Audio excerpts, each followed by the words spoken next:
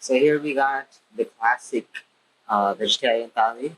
So we got a mixture of items in this thali, not just one single item. That's what's good with the thali is that you get multiple options and you can try what you want, see what you like. And in this thali especially, we got just jeera plain rice, some dal, soya with green chili. It's minced and they add green chili in.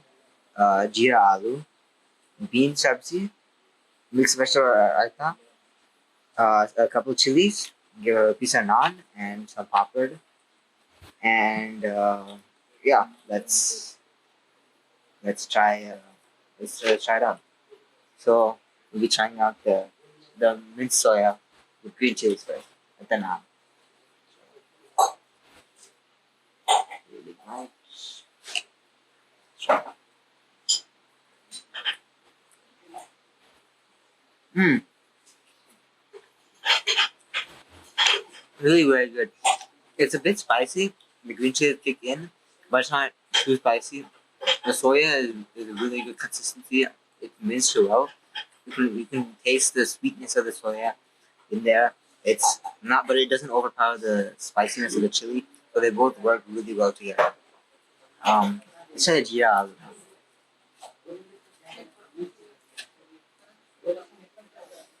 Okay, so let's try it. Spoon actually.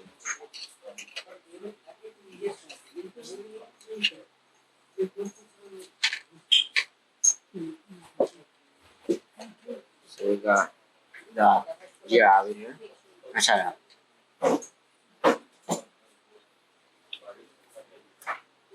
Hmm.